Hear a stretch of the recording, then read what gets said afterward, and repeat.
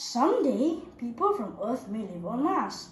This quote caught my attention to read on further as I love everything about outer space since I was young. A very good morning, everyone. My name is Chin Jun and I am 10 years old from SJKC Santer Ipoh.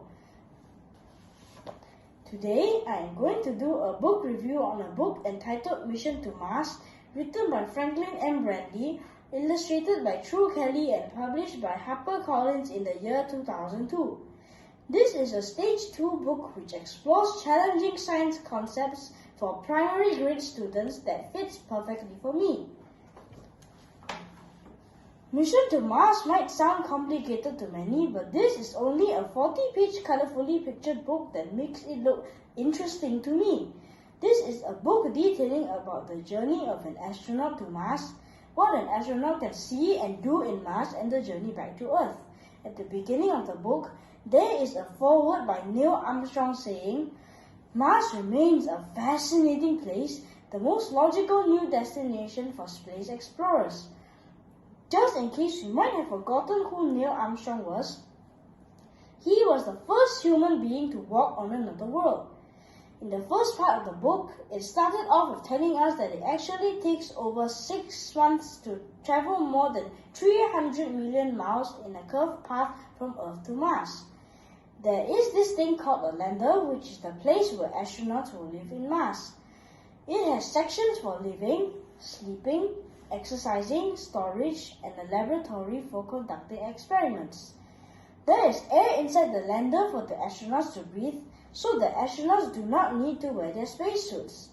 There is an interesting fact here that I learned. I always thought that whenever we are away from Earth, there will be no gravity and will be floating our way. But in fact, on Mars, there is actually enough gravity for us to lie down and sleep without floating. Electricity is generated by solar panels and an atomic reactor.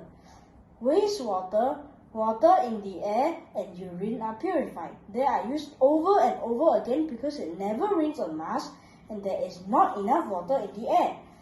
Even the air inside the lander is also recycled. There are basically no plants on Mars, no animals, birds, or bugs. Mars is as dry and dusty as a desert.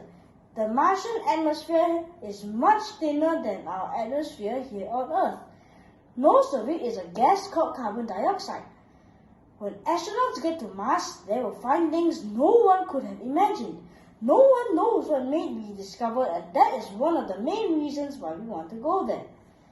After several months of exploration, astronauts will be transferred to the Earth return vehicle that will make a long journey back home. There are people who dream of traveling out beyond the solar system all the way to the stars, but stars are very, very far away. Before such a journey can be made, we definitely need more technology and more engineers to help create better and greater engines and machines.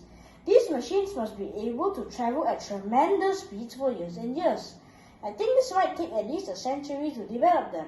Who knows? Maybe my great-grandchildren will be able to travel to the stars. This is definitely an interesting book to introduce to primary school kids, which can help spark their interest in science and space at the same time, or maybe some great inventions might come along the way. After reading this book, it really ignites my interest to know more about the outer space. I will continue reading more series from this author like what we can see here. In the International Space Station, Floating in Space, and What the Moon is Like. Thank you for listening to my book review. I will do more of these book reviews in the future. Goodbye.